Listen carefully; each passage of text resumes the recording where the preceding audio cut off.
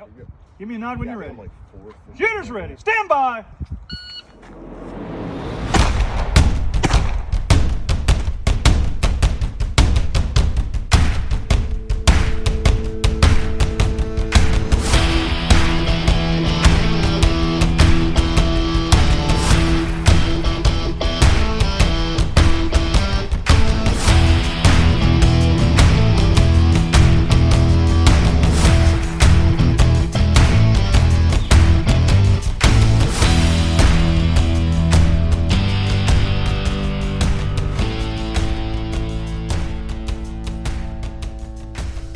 Hey everybody, I'm Frank Gao, joined by my co-host Matt Gunlock.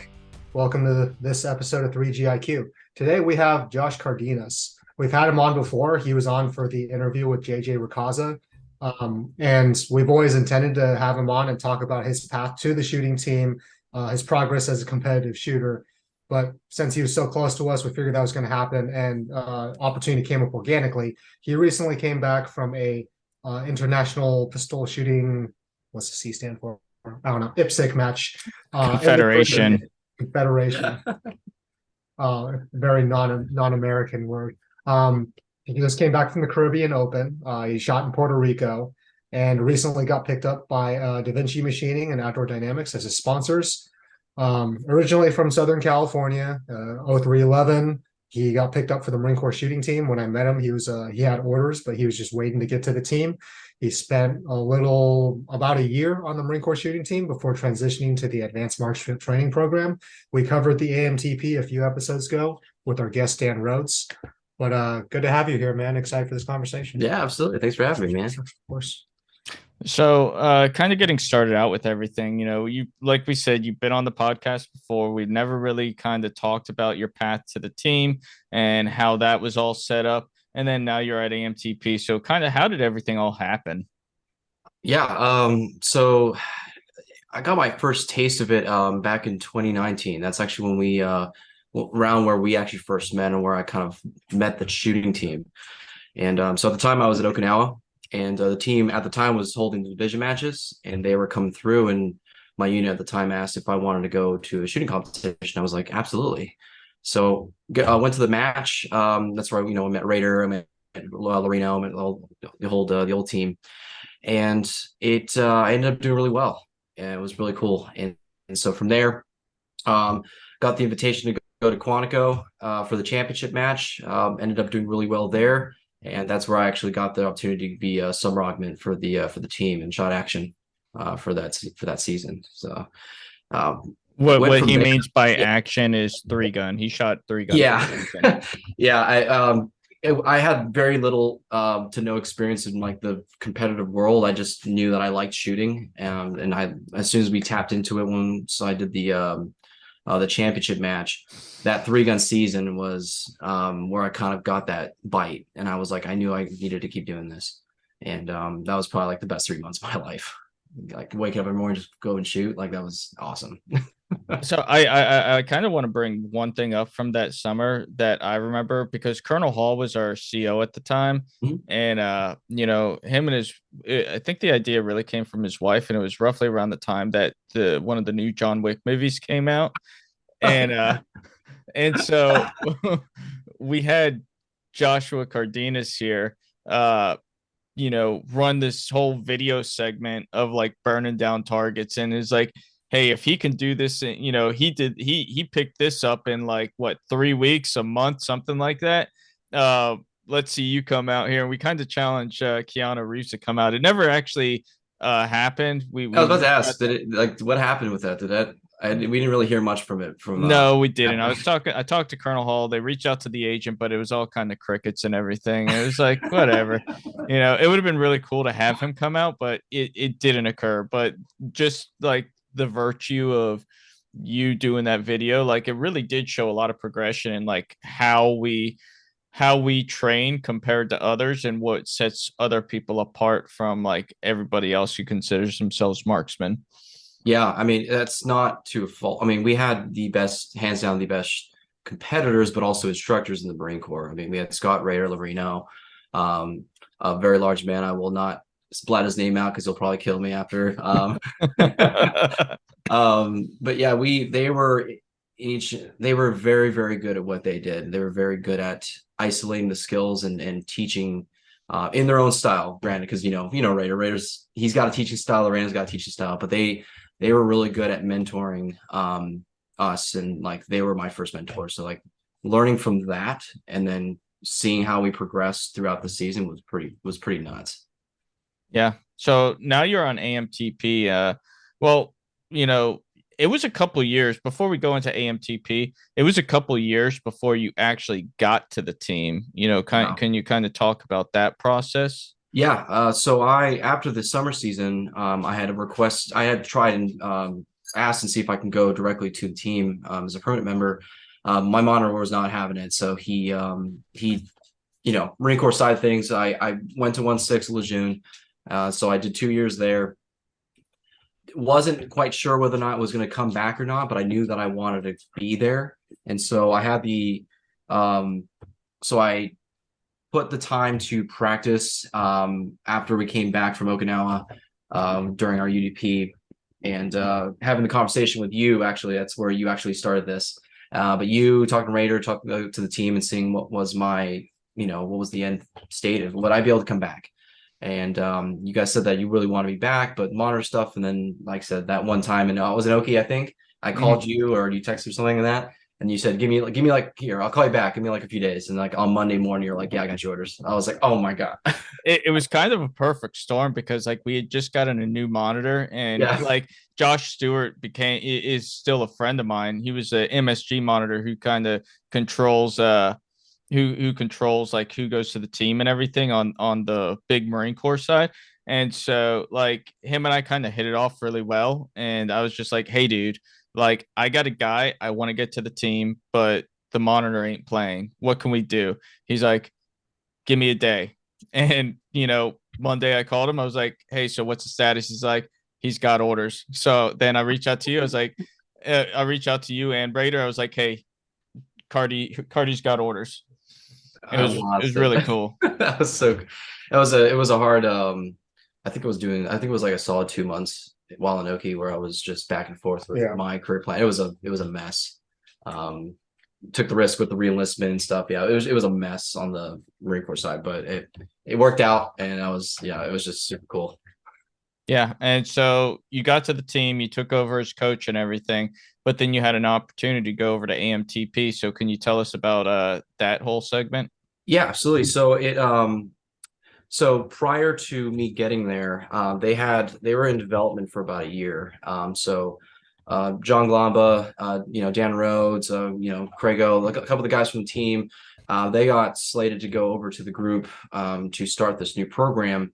And now that they were getting phased out, they needed new bodies, they needed new guys. But the idea behind it was they wanted to keep the quality of instructors and at least the experience level higher.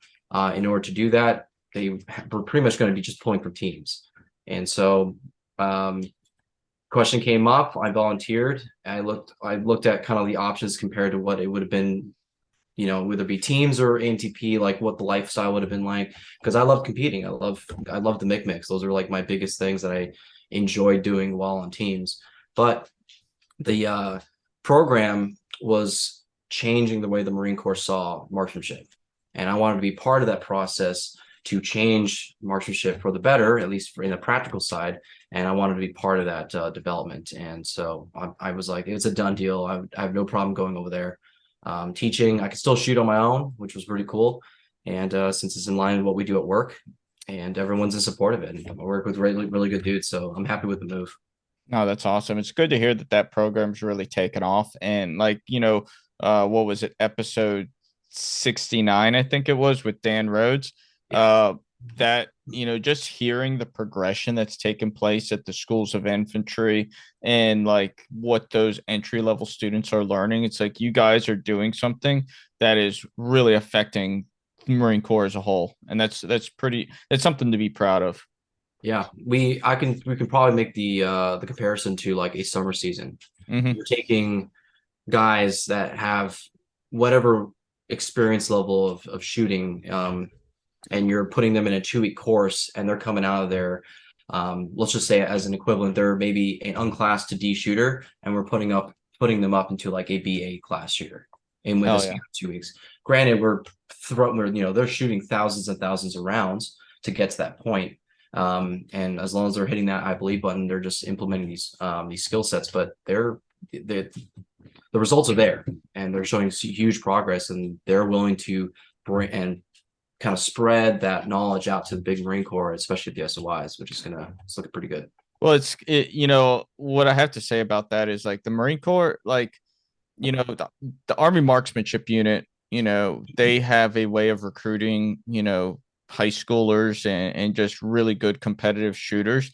But one of the things that they do is they look at our guys, and like we're almost a farm team for the AMU. Like they got quite a few people over on the AMU from the Marine Corps shooting team.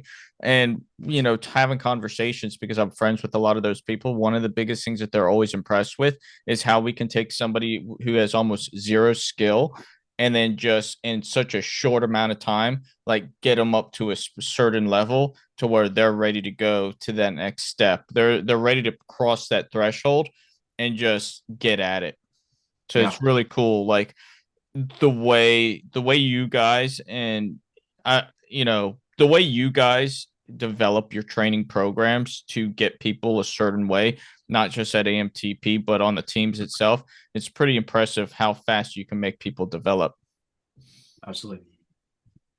So when I first met you, it was at 2021 MIC over at Camp Lejeune. At that point, you already had your orders, but you were just you're getting through your time on station on Lejeune so that you could get to the shooting team. How did you keep your skills? So you did a summer season.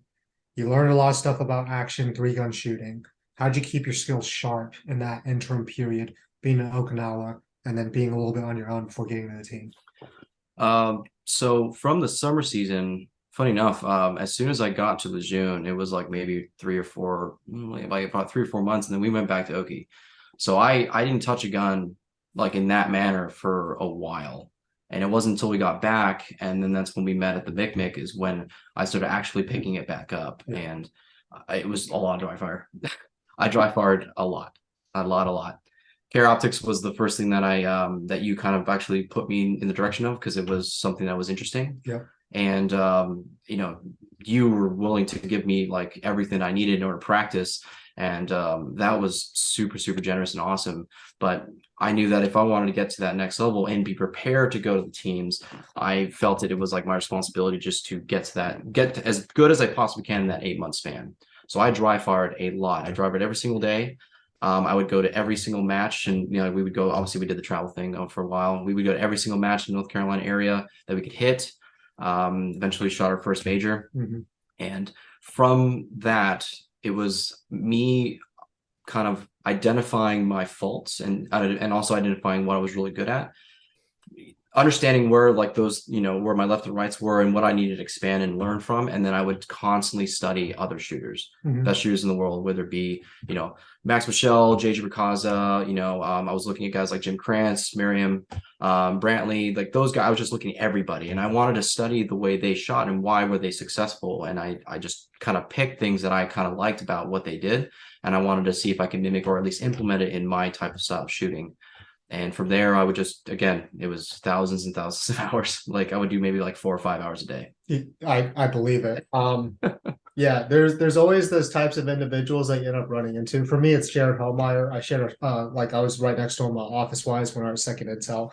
Everyone likes to think that they work hard until they meet a real workaholic, and you're just like, I just don't want to be on that guy's level because it's a sheer amount of commitment. But you brought up a good point, is that you kind of on your own learn to dissect video.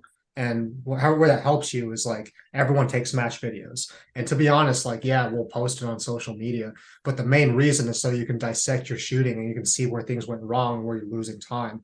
So would you say watching a lot of footage online helps you like fine tune that critical eye? A lot actually.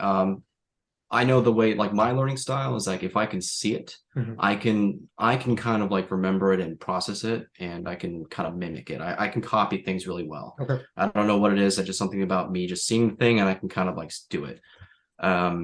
So the videos things is super important. But it really isn't just on me, like, because I would more or less, I wouldn't really care about videos of me shooting. I wanted to see other people, like the guys that were doing really well at majors and nationals and worlds and stuff. Like I was watching those guys and gals. Like I just wanted to see what they were doing and see if I can, and I, wherever I was in the standings of the match, that's where I can go, okay, there's something happening here. Maybe I need to keep doing that, or this is not working. Let me take that out and maybe refine it a little differently. In things like that.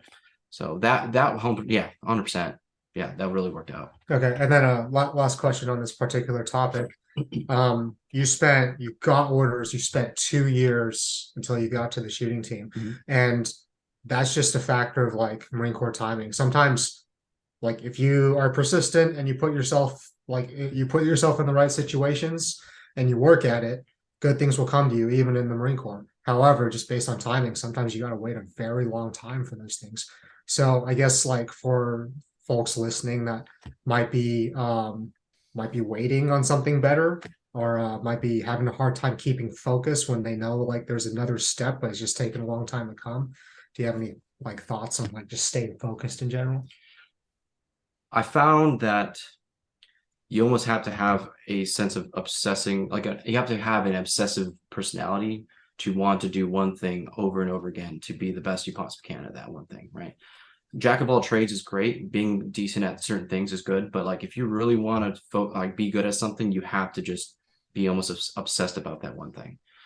Not to say that like people aren't capable of doing that, but for me personally, like I only did this one thing every day or every week, and I only most of my financial my finances went that direction. All my efforts, my time was spent learning how to shoot, in this case, carry optics or maybe a rifle as best as I can. So just understand what the goal is and what you're trying to accomplish. Understand that there's also risk, because I took a risk and it worked out. But if it didn't, I would be in a different situation currently. Right. But I was willing to put myself in that situation to get to what I really wanted. But I knew I had to put everything into it to make it a reality. Right. Okay. Yeah. Thanks. Yeah. And one thing I'll add to that is like, and you absolutely kind of hit the nail on the head with, an obsessive personality with a lot of those things. But another thing you did is you kept in contact with the right people. You maintain a positive relationship, and you didn't make it to where it was an annoyance. There are some people who are just obsessive and they're like every week trying to hit you up. And they're not keeping up with the skills, but that's something that you did. Like you kept up regularly, you maintained a good friendly relationship. We knew what your work ethic was like, and we knew you were passionate. It was like, we have to get this guy. And we knew that there was a note put in your record in place saying once you got back from this deployment and you finished your time as a squad leader, that you would be getting orders to the team. So it was like more or less us just reaching back out saying, hey, he did his part. He did his deployment. He served as a squad leader. He's got everything kind of freaking taken care of. It's like, bring him here to the team. And it worked out. Yeah. I wasn't a squad leader. Oh, sorry. I don't want to put that on record. I was not a squad leader. Okay. Team leader. I was I was the ops chief there for my company. Yeah. Okay. Ops chief, whatever. I'm sure this comes out and people are like, he wasn't that, like it's like no. Yeah, I had a great time, great dudes. Love what I did there. But we kind of already described it, and you do take things to another level with things. But can you outline what your dry fire training regimen and schedule's like, and then how has that evolved over compared to when you first began shooting?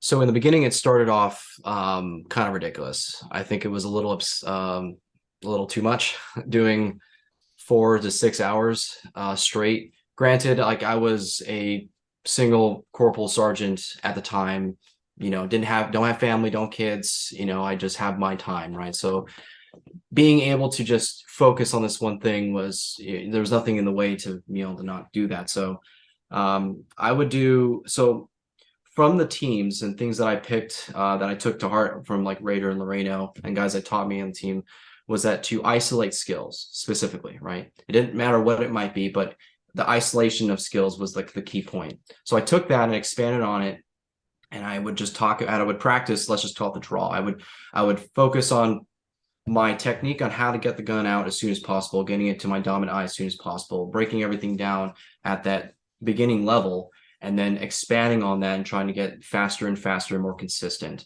I would do that thousands of times. Going forward, then I would expand it to other things. Like I would do movement, then I would do transitions, and then I would do like everything that goes into shooting, you know, dynamically, like in a stage. I would break every single thing and do that over and over and over again to the point where I knew that I was consistent, it was reliable, and I was comfortable at that speed.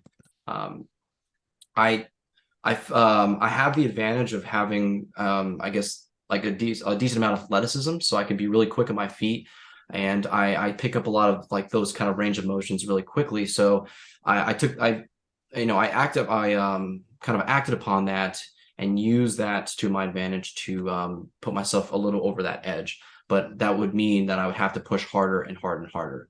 Nowadays, it's a lot less. I don't put that much effort and at least that much time because I found that sustainment is more important to me. I don't need to do 6 hours because I'm just doing a 1,000 curls for no reason at that point. Yeah, I'm gonna get really sore and tired, but I'm not gonna really learn anything. Things starts depreciating over time. Absolutely, it does. It just becomes a waste of time. So at a certain level, no matter where you are in your shooting career or whatever thing you're doing, you're going to get to a point where like there's not a lot of things that you can learn. Not to say there isn't, but in that specific thing, let's just call it the draw, there's not much else I can expand upon that, right? It's really at that point just sustainment. So I'm just constantly making sure that I have the same speed, the consistency, and just finding other things to work on that are new to me. And in this case, which is the PCC, which I'm sure we'll go down later. But yeah, so it's just sustainment. Isolating the skills, doing it a lot, just over and over and over again, and then doing it in building blocks. Some people have different ways of learning. I did it in chunks where I would do it relatively slow.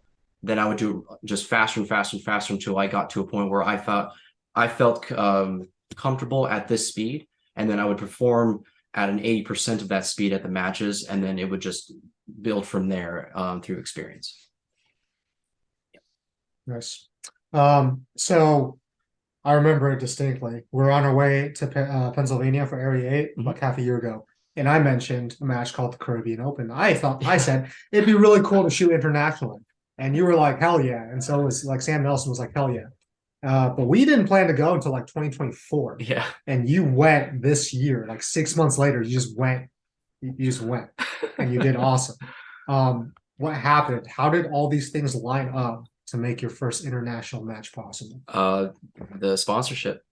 Absolutely. So do you want me to talk about how that happened? Yes. Yeah, absolutely. Yeah. Okay. So this was very recent. This has been within maybe like 2 or 3 months. So I'm just about to transfer over to AMTP. And so I'm shooting the local at QSC, and Dave Ankeny was in the squad. All right, we know Dave. We've shot with him before, and really great. Just always great to hang out with. And he was shooting a Da Vinci, and he was part of a team Da Vinci, and I had picked up a PCC. I was borrowing it from one of the guys from AMTP because I said, I want to try it out just to see how it is, just to why not? Shot the match, and then Dave. I go to Dave, it's like, what is that? And he says it was Da Vinci. And I was like, oh, that's pretty cool. He's like, yeah, here, try it out. So I was like, cool. So I run one of the stages with it. I was like, this is super nice. Like, this is a really nice gun. And he's like, yeah, man, like they're good stuff. And I had told him and mentioned that I was leaving the team to go to AMTP. And now that I'm kind of looking for some type of support, just because this is expensive and there's a lot of things that I just wouldn't be able to do if I didn't have the support. And I think he just kind of put that in the back of his mind, and a couple of days later he calls me. He's asked me like, hey, do you want to shoot for Da Vinci? And I said, I was like, yeah, I'm open to it. And so he got me in contact with David Padovin, who's the owner, and they They hooked me up with getting me a rifle, and that's where that started.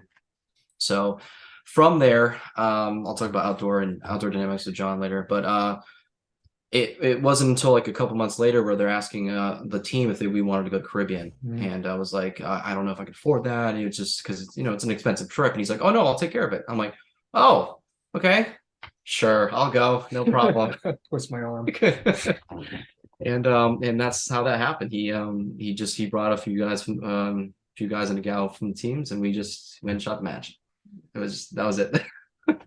Yeah, it all happened Super really, random. It all happened really quick. Yeah. Josh told me he was leaving the team, he's going to AMTP, and then the next week he's like, I have a sponsorship already. I have 2 sponsorships already. And oh, by the way, I'm going to Puerto Rico. I was like, good for you, man. So it was very random. I was not expecting that to happen at all. I'd like to point out some things. Like Josh's work ethic is what got him onto the team, has made him a consistent performer. But also the way he is at local matches and matches in general. You're a very affable and outgoing person. You like to talk to people. Like you have a lot of friends that you reunite with every time that like when we go shoot together. Usually you're off talking to people. I'll just go off and walk stages because that's just who you are. But like, establishing those good relationships with people is what made someone comfortable enough to be like, this is a really good shooter, but he's also a really good person. And I think your company should sponsor him. And you've talked to the owner during the Caribbean Open, and it seems like you guys are on the same wavelength as a lot of things, Oh, a lot of things, and he wants to continue to support your career, which is awesome. Yeah. So, we've been talking about the Caribbean Open and how it just kind of happened so quickly. So, what was that research process like, and how did you prepare for the international travel process? And would you do anything different?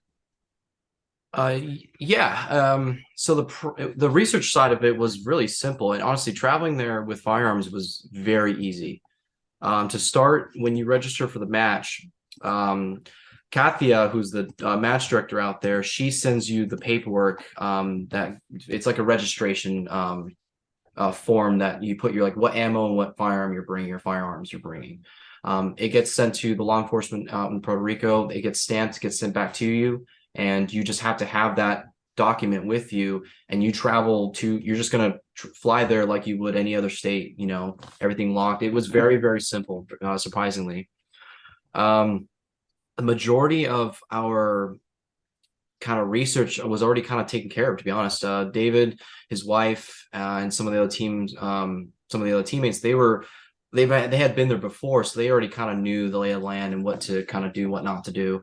And so it was it was pretty much just me just kind of going and following and seeing, like feeling it out and having just enjoying the experience. But as far as anything different, I would definitely do more time before and more time after. You're doing 20 stages, 10 stages a day, and then you are, you're depending on where you want to stay, whether 15 or an hour from the range. There's a lot to do in Puerto Rico. So like if just having the ability to have downtime to relax, to actually enjoy and see like a beautiful island, like that was like the thing that I wish we could have done. We had a little bit of downtime. It was cool. I went to see a gorgeous waterfall out there. Oh my goodness, it was awesome. But to be able to just like enjoy the area, get acclimated to the weather, that's actually another thing, because it's in the timeline it is. And if you're from the East Coast, you're going from 35 degrees to 80 degrees, like instantaneously. So if you're not acclimated to, or if you're not used to that type of climate, you're going to need some time to get used to it. But anyone that's interested in shooting that match, I couldn't tell you about the flight cost, the expenses. It's not necessarily out of reach. It's not ridiculous. No. But it is very doable, and it's very easy to travel to. Surprisingly easy. I would definitely though have more time before or after in order to actually enjoy and relax. Yeah, so we talked a little bit about logistics. Just you because your first question was like, how would that even work? How would we travel internationally? And I said, I mean, I saw JJ Racaza went. I saw that a bunch of shooters from Texas went, and there's going to be paperwork to get through customs. and like there's probably going to be maybe travel visas and a few other things. But all in all, like people do this. People travel internationally to shoot at competitions. So I said we would just figure it out, but it's nice to know that they just kind of like figured that out for you. Yeah. If we're doing this next year, then like Yeah. it will be very easy. Absolutely. Yeah. And like, yeah, we'll talk a little bit about the match itself. So it's an IPSC inspired match, and IPSC is a different format from USPSA. Mhm. Now, it's your first time shooting an IPSC match. What are some things that you enjoyed about that format? I don't know if this is an IPSC related scenario or I guess situation, but the vibe there was different. The Okay. people, like the match, whole vibe of the match was different. And you're not seeing anything that different from USPSA, aside from like the rules and the rules. I'm sure we'll go into the rules a little bit. But since this isn't technically, it's an IPSC inspired match, but it would be considered an outlaw match because it's a blend of IPSC and USPSA, Okay. right? Because when they're allowing PCC and there's a couple other things they kind of had to modify. So it wasn't hard to like adapt to it. There's just very small changes. The thing that I would definitely say that they need to implement is shoot offs. That was so much fun. Yeah. It was just the energy, everyone's hooting and hollering, like it was so much fun. So yeah, unless you're on the super squad, there isn't usually a spectator element of the shooting sports. Did you do shoot off? I did. I was in the shoot off. I got Dave Ankeny, he beat me, but I lost by fault. So so I had never done this before. I just saw a bunch of plates and they're like, go shoot. I was like, great, this is gonna go awesome. Yeah. They didn't really give us the know-how beforehand, and then it wasn't until after that they explained like, oh, this is how you shoot it. But I was like, it's fine. So anyway, the way that it's laid out, it's usually a bunch of steel, and then there's a stop plate in the back, and you have to do a mandatory reload and shoot the stop plate last. If you shoot that anytime beforehand, you're automatically out. And that's what happened with my situation. Okay. Yeah, some key differences between USPSA and IPSC. You can't leave the shooting area. If Correct. you do, there's a video of I think it was JJ, where he basically like fell out of the shooting area, ran all the way up, and then basically ran all the way back, reestablished himself in the point where he like fell out. Yes. And then like traversed the shooting area. So that's one major thing. And how did you feel about the stage design? Like, how was that? For IPSC, it made sense. Okay. A lot of them were very short. A lot of activators, a lot of swingers.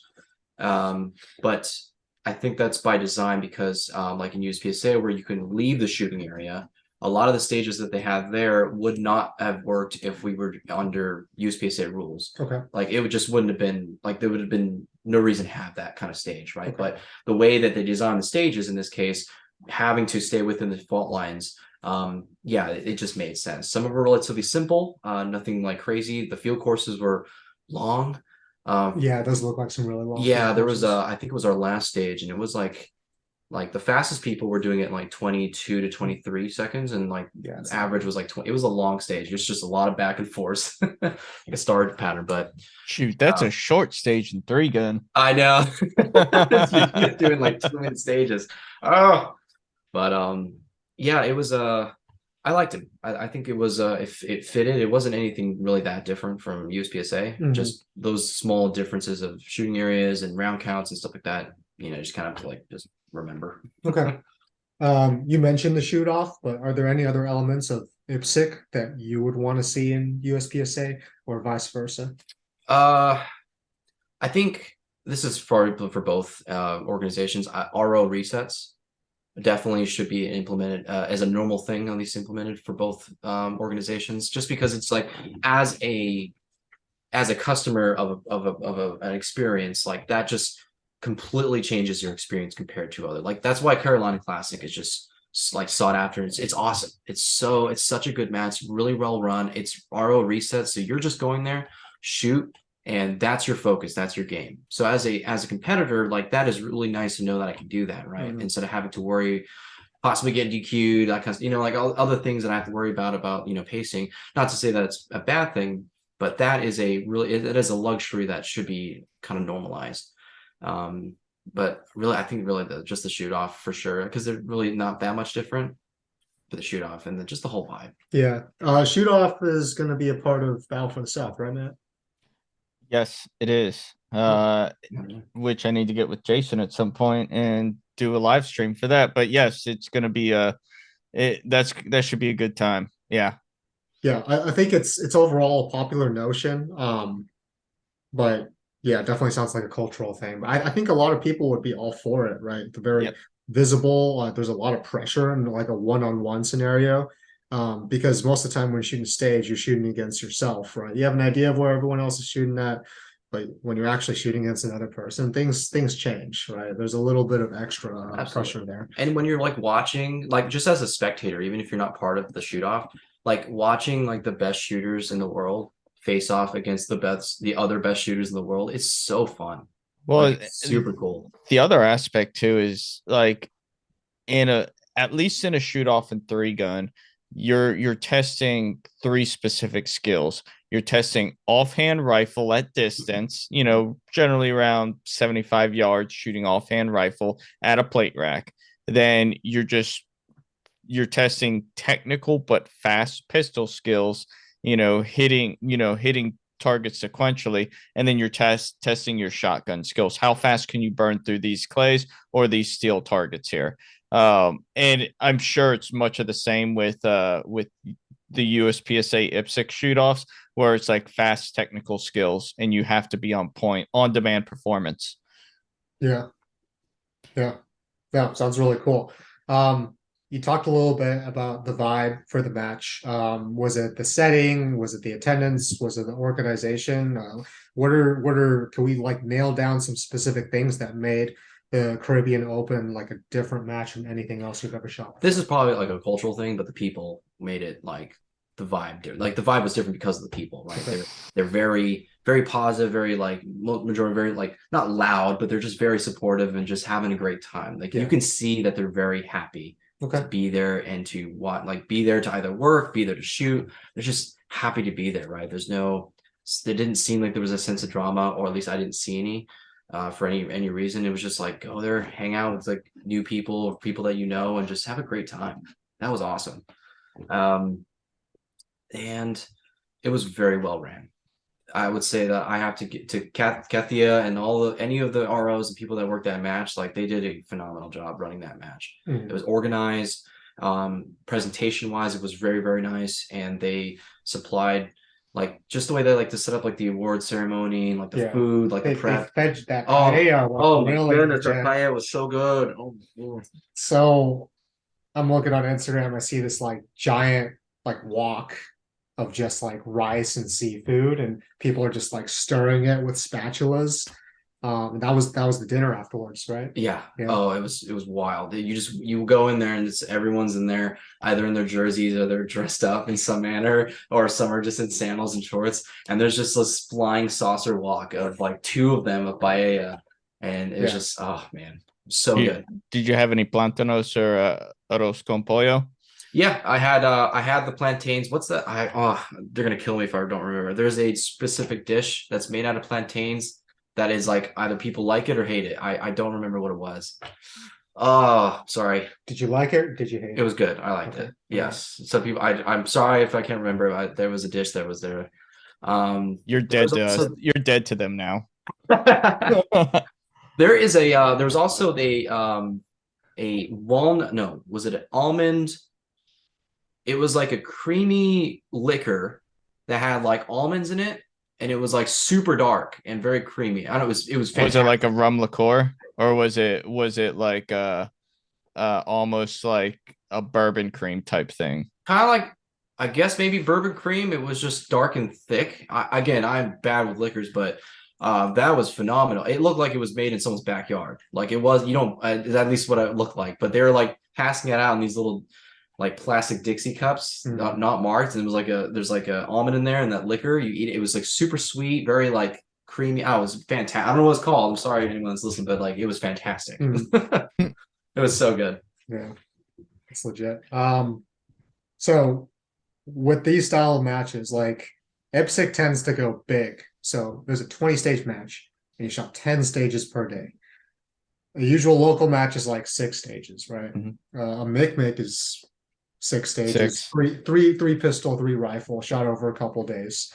But 10 stages per day. How do you stay mentally focused and like preserve yourself during these longer format matches? I would say 2 things. One is taking care of your body, so hydration, food, nutrition, and rest. Like having your body at its like keeping it at its best for the most part is going to help you get through the process and stay mentally focused. The mental side of things, I'm the worst about this, but but the mental side of it is to understand that you understand what the stage is, focus on that as is your direct task at hand, and then survive. Right, survive, stay consistent. I'm not the type of shooter that likes to take risks. That's just not my style. I like playing it safe and just trying to keep a consistent level. I haven't gotten to that point where I need to take a risk to get ahead. I'm not there quite yet. I would prefer to just learn progressively in that manner, but I definitely 10 stages a day. It was long. It was for sure long, and the weather didn't help. So I had to make sure that I was constantly hydrated. I had good rest prior. I was constantly eating, and I would stretch. I'm almost 30 years old, and if I'm not stretching, I'm having a bad day. Yeah. So those are the things that are going to be quintessential to your performance, and trying to just survive and stay consistent. You have to upkeep those very specific things, or you're going to start suffering. Yeah. In some manner. I love how you said, I'm 30 now, so I have to stretch in this. Shit. I know, but I don't want to believe it. It's happening. My body's starting to, so I got to do it. It's happening. Yeah. It's usually around the age that you realize that you can't get away with just being a young dude anymore, right? You can't just send it. I think for most of us. Look at that. Doing plate carry runs and carrying sacks of hay. Yes, absolutely. That's this summer. Yeah. Summertime is bail time. So for these longer format, we've shot a few of them, right? You and I, we shot area matches, we shot nationals, which is 20 stages. What are some things that you need to be cognizant of, like breaking down in terms of fundamentals and focus in one of these longer format matches? So I'll tell you one thing. Okay. Eye strain, like depending on the lighting conditions and just the presentation of some of the targets. Okay. I can definitely feel my eyes start to get tired near the end of the day, and that's a real thing for me. Yeah, I think that what that affects for me specifically is target focus. Yep. Right. The eyes get tired and they want to draw back to the easiest thing that you can see when you're presenting your pistol, which is your dot or your fiber. Okay. I haven't experienced that yet. I'm sure later in life it will probably happen.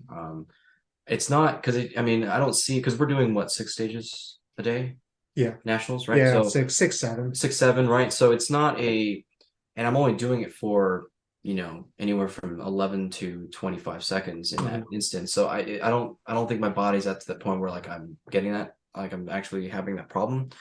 Honestly, it's kind of a repeat of what I said before about the 10 stage thing. Okay. It's the consistent, just taking care of your body, right? The stretching, the diet, the hydration, the mental part of it, whatever you got to do to stay relaxed and calm and focused on the task at hand, whether it be listening to music, talking to your friends, calling girlfriend, whatever, and these are the mental tricks that I played. And I actually had problems last season, was the mental part. A lot of the small things were really bothering me, and it would affect my performance when it really counted, especially nationals. I had a really bad match nationals. Me personally, I was having a great run through the season, but nationals just got me bad. So I have a question there, because I know what I used to do and what I do now. But whenever I first really when I would say I had my most improvement and I really started focusing down on task like I would find myself at matches where I wasn't talking really to anybody at all, and I was just running through a stage plan through my head the entire time up until I shot the match. No conversations, no nothing. When people came up and talked to me, I would just try and be like, hey, I'm trying to focus here, run through this in my head. And I found that to be extremely exhausting by the end of the Oh day. yeah. Like by the end of the day, I was just shot. I didn't want to do anything. Um, but then over time, it's like, okay, let me use the walkthrough to my advantage, figure out what my plan is, run through it in my head a couple times, but then go back and relax, talk to people, and during reset, I would run through the plan in my head because I could actually be there on the stage and then like see targets in their presentations like up close and personal. And then when it was time to go, it's like, okay, let me run through this in my head one or two more times, and then it's go time. What is your specific process now? Yeah, I actually learned this or use this technique that I took from Max Michel. He does a rules of two. So he takes two shooters before his turn and two shooters after. And then within that zone, that is you're focusing, getting ready, or prepping for the next stage. So stage brief goes on. I walk through, I kind of go through my little mental checklist. I see where like important little details that I need to pay attention to.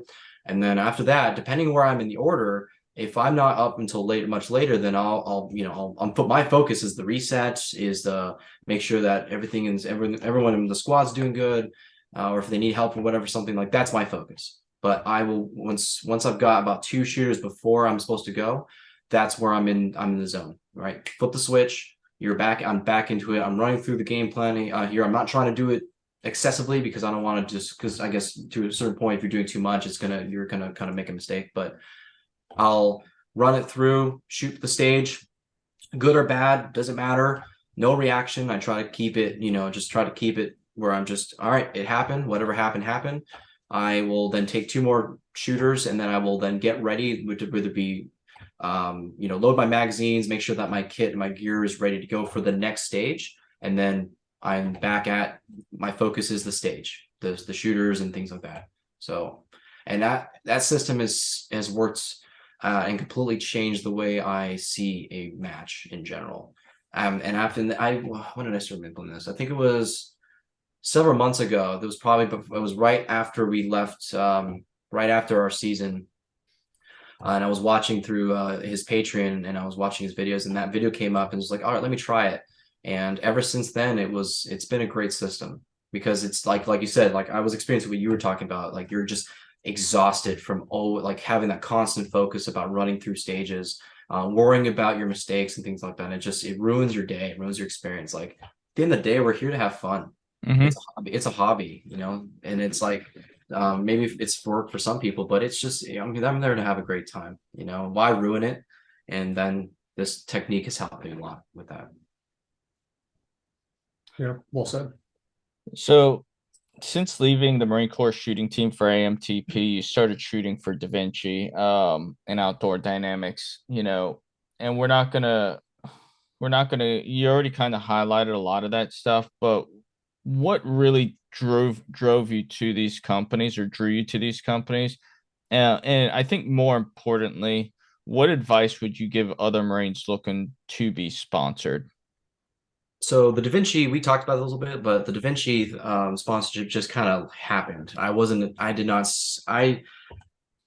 position where I essentially lost my sponsor being the Marine Corps shooting team, right? The travel, that kind of stuff. And as a person that can't really I'm a single sergeant, so to speak, single sergeant in the Marine Corps. We don't make that much money, right? I can't afford to do this every month at majors. I can't fly everywhere, right? It's an expensive sport. That happened, and it just kind of was like, wow, this is crazy. Like maybe there's, more can happen. I'm just excited that this is a thing. I was very grateful for it. With Outdoor Dynamics, one of my friends, Rob, he had messaged John from Outdoor and asked him like, hey, like there's a guy that is, would like some support, and maybe you can start up a little partnership. And and John was like really open to the idea because I just kind of was like, you know what, I'm in a position where I I I have a skill set that people could use in a sense for like their brand, you know, and I would like to have the support so I can keep shooting the sport. What can I do to do? And I actually asked you a lot, Frank, about like questions about this stuff. Because like I don't know where to start. I don't know what to how to sell myself because I'm not really big in the the social media stuff. I don't like talking about myself. That's just not the type of person I am. But I understood that that's kind of part of it, and you kind of have to do it. So John was willing to like help me out and give me some support with the ammo thing because that was like the biggest cost, honestly, and that was huge. So the what drew me to that was that just a recommendation. I was looking for small companies or companies that have at least an equal passion for what we do as a hobby, as a sport.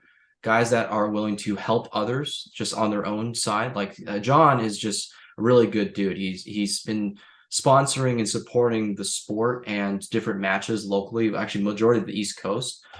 Same thing for Da Vinci. Da Vinci's doing the same thing, and I like that business model. I like that ethic, that work ethic that they're willing to put for the members, for the sport, for the people that either do or do not use their product. And working with people like that is the biggest draw. So for anyone that's interested in pursuing a sponsorship or willing to like get some help, it really comes down to just asking, right? Building a good professional, maybe a good personal relationship with people that are willing to help you out, and but you also have to be willing to support them and put their brand out in a positive manner, right? Be a good person, be a good dude, support the sport, help others. That's all comes down to what your relationship is between you and that brand, right?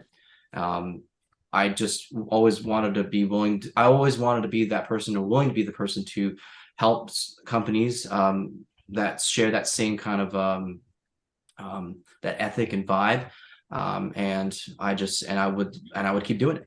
And this has been a very unexpected but a very rewarding experience. So I'm very grateful for that. And some things that I'll add to that is one, if you're expecting to get a sponsorship without, really establishing yourself as a competitive shooter beforehand, one, you kind of got to put in the work. You can't just go out there and expect that it's all going to be put into your hand. Unless you're already friends with people and they may be like, yeah, we'll work on your development. But if you don't know anybody, you can't just expect somebody to give you everything for nothing. There has to be some type of skill already there. And I say that because like there's somebody I work with now, and he's younger, he's mid-20s and everything. And he's like, he's seen my videos, like him and I talk and everything. And I was like, yeah, I'm sponsored by Double Star, Red Stitch Targets, Sioux City Armory. He's like, dude, could you help me get sponsored? I was like, well, do you shoot competitively? Have you ever shot a match before? Well, no. I was like, well, you kind of got to put in the work. You can't just expect to go out there and have people hand you stuff if you've never done it before. It doesn't work like that. Yeah, you might be a good shooter, but nobody knows you right now. You got to kind of build that reputation. Right. And you've done a really good job at doing that. Yeah, a business is a business. Like you can't expect for people to just be like dumping money and support into something. Like you have to be willing to put the work and give back to that brand, company, whatever it might be. Because again, like they're willing to put their situation and help you out in whatever manner they may be. But you have to be able to be willing to go the extra mile and represent that brand well. Yeah, and I'll say like having a sponsorship is like it's almost a second job at that. Like if you're going to take a sponsorship seriously, you have to treat it like it's a job. They are giving you something, and you have, like you said before, you have to give them something in return. So you have to have some type of return on investment for them. You can't just go out there and shoot. You need to be pushing what they are trying to get out the door. Like, how are you going to help them? How are you going to make them money? Because if they're not making any money, they're not going to be able to keep the lights on. If Right. they don't keep the lights on, you don't have a sponsorship. Right. I mean, you mentioned the aspect of like it's kind of a second job.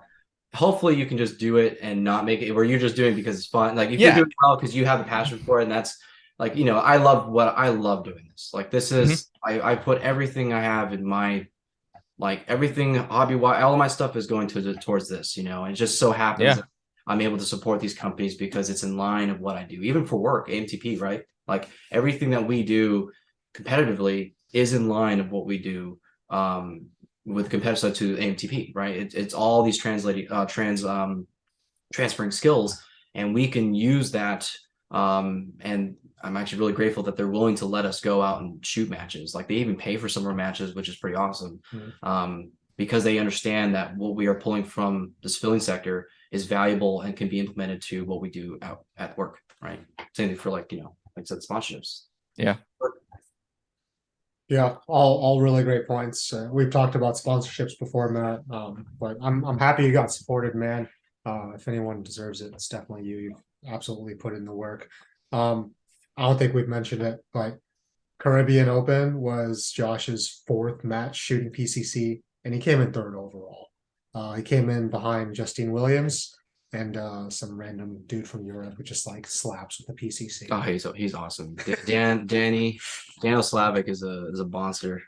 Yeah. He's just a monster. He's a really funny guy too. I'll tell you stories about him. He's Yeah. very quiet, but he's awesome. He's such a cool dude. Yeah, but yeah, man, I'm glad it worked out for you. I'm glad the hard work paid off, and you're going to continue to be up there. You're going to continue to contend at matches.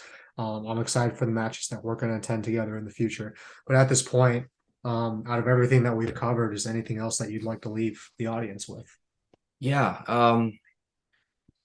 We got a lot of me or guys teams, and like we get a lot of people that are from the outside looking in, and they're like hey, like what do I need to do to get where you're at, or like what I'm seeing, I have a passion for instructing, or I have a passion for shooting, like what do I need to start, right? If you have a passion for something, right, you like there's a certain level of your own due diligence to have that personal drive to find what you want, right? But the resources are there, right? Whether it be us or whoever. And if you really are passionate about something, like just go for it, right? Use the resources and use the information that is available to you, even if it seems to be maybe it just seems a little untamable, try, right? And I think that if you're willing to put in the work to do something that you're passionate about, that alone will get you further than just wondering if it's going to work out or not, right? And so for anyone that that is interested in doing this kind of stuff, like just go for it. Practice, isolate the skills, research, ask questions, go to matches, like do things on your own, because the self-development part of it is super important. And then once you get to a level where you're like you're kind of stuck and you don't know where to go, then you start expanding to other people, right? Look, when you go to matches, you're going to meet everybody. Right. That's where you start building your relationships, and that's where you're going to meet like sometimes who knows, you might meet the world champion there, and then he's a resource of information. So like use that to better yourself as either an individual, as a competitor, and just go for it. Enjoy it. It's fun. June's fun, man. Yeah, it sure is. That's why we do the podcast. That's why we're on the road for most weekends. But Josh, thank you for your time. I'm glad we managed to get you on and have you talk about the Caribbean Open and also your path to the team and everything that's transpired to get you to this spot at this time. For our listeners, I appreciate you listening. Please give us a review, Apple, Spotify, wherever you are listening to us. Let us know how we're doing, and we'll see you next time. Thanks, guys. See ya.